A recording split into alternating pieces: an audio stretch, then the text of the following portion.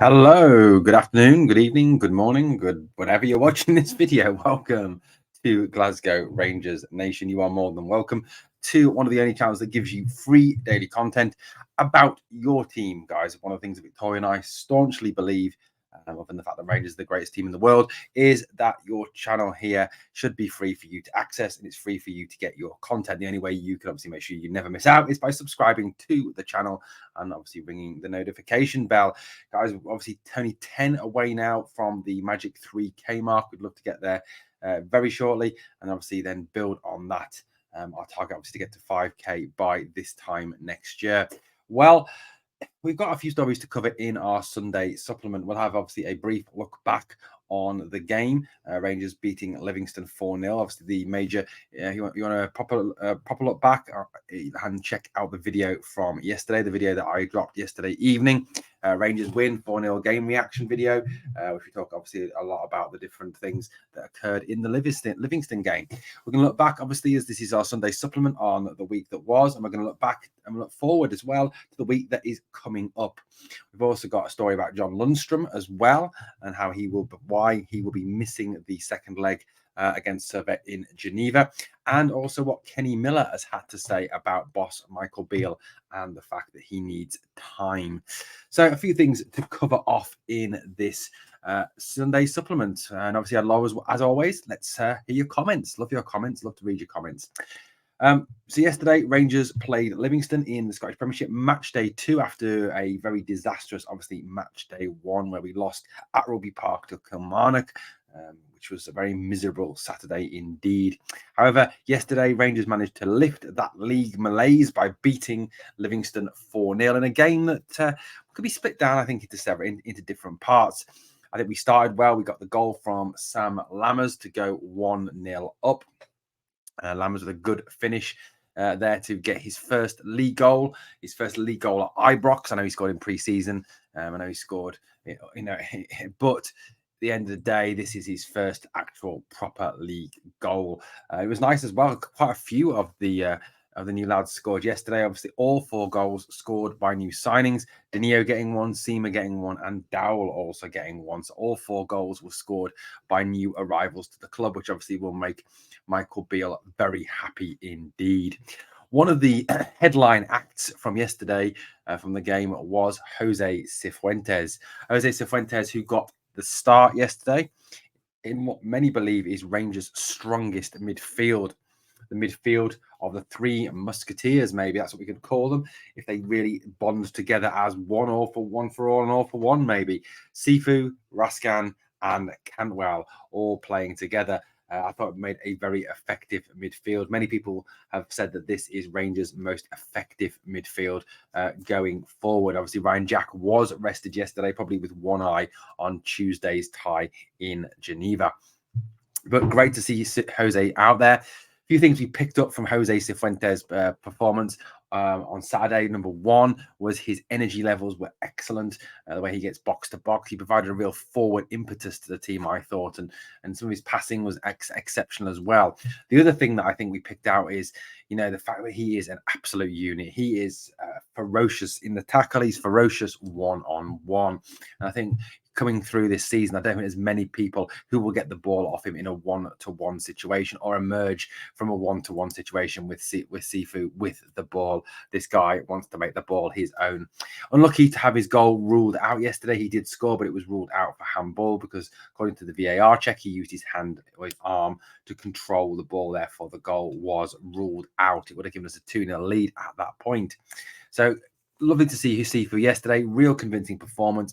I think just confirming what we all know, we've got one hell of a player in Jose Cifuentes. He really is a quality player. I mean, you just got to look at the fact that at the height of his contract, when the contract was not running down, the rumours were that this guy was worth as much as 12 to 15 million.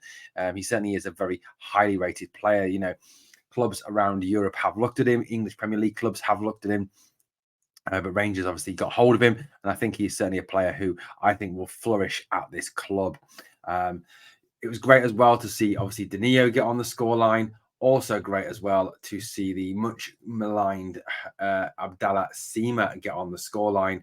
score sheet as well, in the right place at the right time, lashing it home will do his confidence the world of good. I think that's obviously one thing that was missing from Abdallah was very low confidence, and the scoring rounded off by new signing Kieran Dowell, lashing in the fourth from a pass from someone who has been much maligned by a number of Rangers fans, including myself, Mr. Rabbi Matondo. Now, Matondo came off the bench yesterday and was, I thought, very effective in the way he played. He showed something that perhaps has been, missing from performances in recent times. He went at players with pace, he dribbled around players. He provided a real impetus and a bit of width to the team as well, something that, a number of fans have been greatly concerned about. But for me, I thought Rabbi did exceptionally well yesterday and deserves all the credit in the world, because look, we're very ready to criticize him when he plays badly, and when he really doesn't perform. But full respect to Rabbi. I thought he did very well in yesterday's game, and not to criticise him at all for that performance, especially as a number of people were saying that they'd rather have sold Rabbi than Fashion Sakala. But as we know with players, and we know with Rabbi Matondo after the West Ham pre-season friendly last year, one swallow does not a summer make. So Rabbi's if he's going to show that he is worth a place in the team, he needs to obviously consistently back this up with a number of performances like this. Now, I'm not under any stretch of the imagination saying start him. I don't think he is a starter, but I think he could be a squad player who can provide some impact off the bench due to his pace and his ability to dribble. Maybe he is finally fully fit and able and ready and willing to go. So let's see how he goes. I'm sure that he will get some part on the bench on Tuesday. Let's see if we need him, and let's see how he goes going forward. Obviously, we've got Gwennet Morton coming up next Saturday in the Cup, the Viaplay League Cup, before a trip away to Ross County, which again will not be an easy game. Will be a tough place to go before the first Old Firm game of the season at Ibrox on the 3rd of September. So some big fixtures coming up for Rangers. Obviously, no more bigger than the game on Tuesday, which is Servette v Rangers in the second leg. More of that shortly. So a decent performance yesterday. And I think, just sort of summarizing it now, what is the big thing for me from yesterday was the progress that is quite clearly being made in gelling this team together, the progress in developing a style, the progress in developing a way of playing. That's what we need to see. Now we need a complete 90-minute performance, which we didn't get, but we did get a better performance again from the club, and that's what we want. As long as they're showing signs of moving forward, Michael Beale is picking the right lineups that are going to be effective and give the team the best possible chance to be quality. And I think that's definitely the case with the lineup that he put out today and the lineup that he put out on Wednesday against Servette.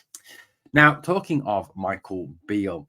Now, Michael Beale is someone who knows that, should things go awry, should he not qualify for the Champions League, or even perhaps lose to Servette on Tuesday, and then perhaps follow that up with a defeat in the Old Firm game, he will be under intense pressure. Kenny Miller, former Rangers, and has played for that lot across the city as well, has been having his say about giving managers time. He's talked a little bit about that to the media. I think it's one thing, isn't it, that it's famous that, as a fan base, we don't believe in giving managers time, do we? We a couple of defeats and we're all on their back, wanting them to be sacked, wanting them to be kicked out, wanting them to, head out that revolving door. Now, I think that's obviously something we've got to kind of move away from. And I think that's something that, that Kenny Miller was trying to put across in what he was saying. He was talking about the fact that, Michael Beale needs patience. He needs time to obviously get this squad to gel together. The fact that he's obviously made 9 new signings and he's got 9 new players to try and bed in and gel together, is obviously, as well as further exits from the club that are expected, and possibly even a 10th arrival as well. Miller said that there's been a lot of excitement around the recruitment drive by Michael Beale over the summer. It looked as if it was going to be a lot easier against Servette. They were outstanding for that opening 15 to 20 minutes, but it ended on a negative note. You could sense the frustrations in the fans. He said, however, the early days in the Michael Beale revolution, this team needs time to gel, get up to game speed. When you have the summer transfer window, it can disrupt your preparations, and it looks that way at the moment. Rangers fans need to be patient with Michael Beale and his team. Michael, will be under pressure no matter what. And I think, as I said on a previous video, I think the moment you take a job as Rangers manager, you are under pressure. That is just how things are. Miller talked very much about the fact that he feels that if it was to be the case that Rangers didn't win the title, he doesn't think it should be an automatic sacking for Michael Beale. Not if Rangers are closer and have pushed Celtic a lot closer this season. I'm not quite sure how I feel about that, to be honest with you, but I can kind of see his argument. If you've got a constant rotating door on the manager's office, you're going to see a situation where you're constantly in a state of flux, constantly in a state of rebuild. One manager comes in, gets his players, then gets sacked. Another manager comes in, decides the players that previous managers bought are not for him, wants rid of them, wants to bring in his own players. And you're then stuck in a bit of a cycle where you're constantly trying to change your team summer after summer.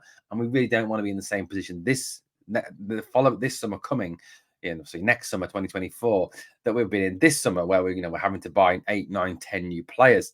And that's always the problem, I think, when you constantly change managers.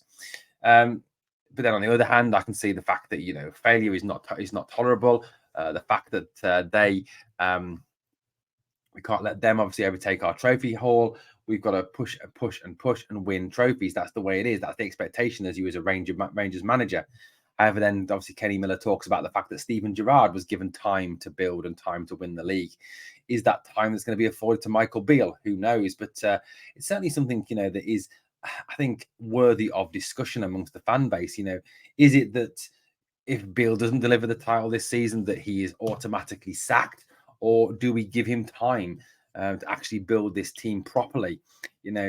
Personally, like I said, I'm kind of in two minds about it. I don't know. I think if we don't win the 56 this season and they win yet another title and yet more trophies, I think it is possibly time for him to go, and we will have to replace him, because that's just kind of how it is. But on the other hand, I can see the argument that, if you've got a constant revolving door on the manager's office, you never get any stability. You never get a situation where you can build anything for the future. So there is two sides to every single argument. Again, let me know what you think in the comments down below. Now, as we are aware, Rangers travel to Geneva on Tuesday to face Servette in the second leg of the third qualifying round of the UEFA Champions League. And there is Stade Geneva.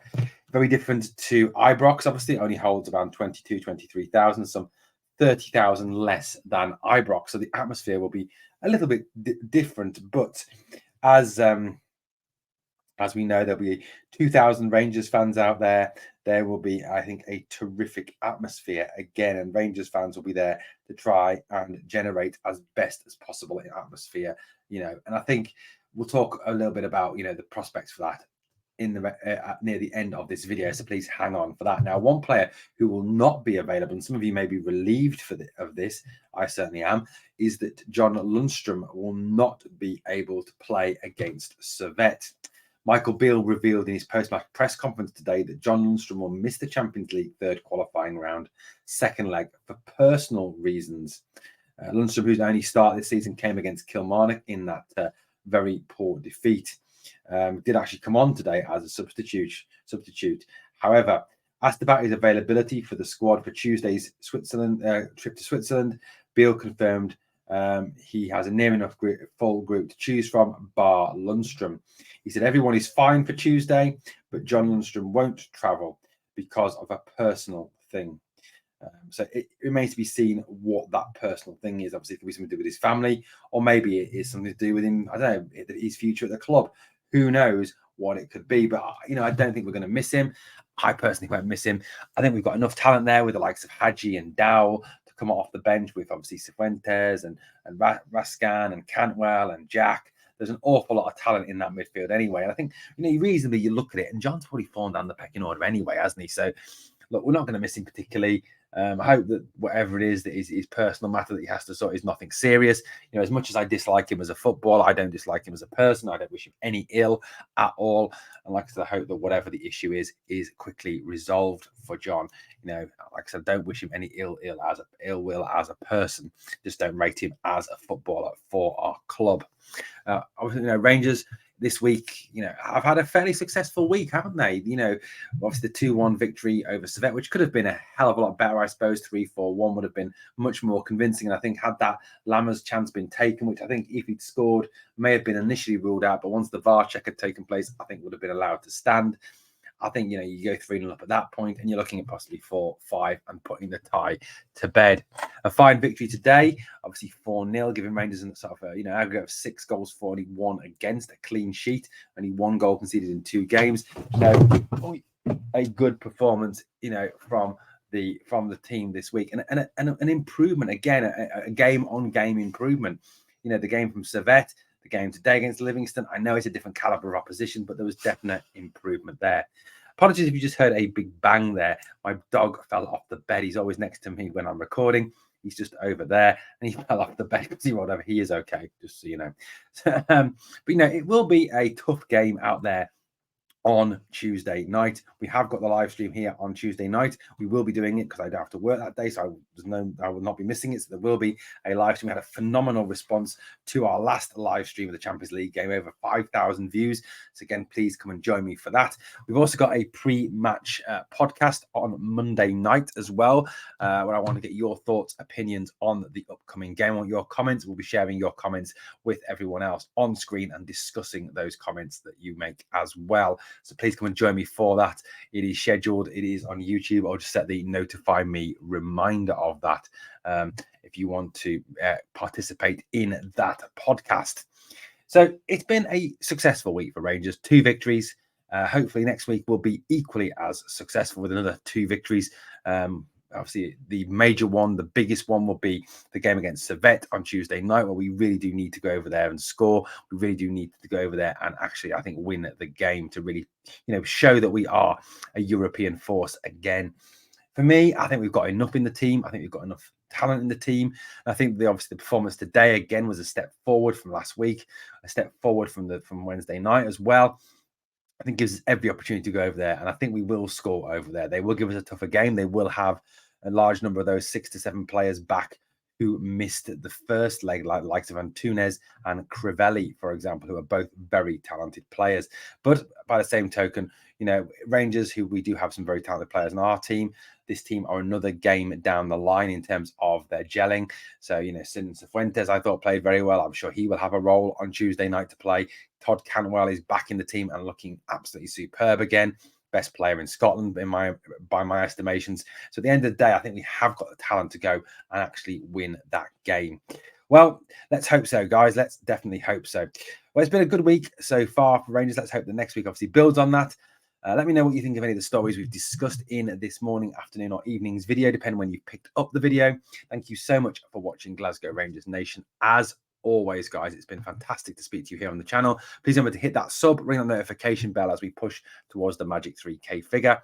And also, 2 things I always need you to do for me. Number 1, smash the like. And number 2, remember always, we are the people.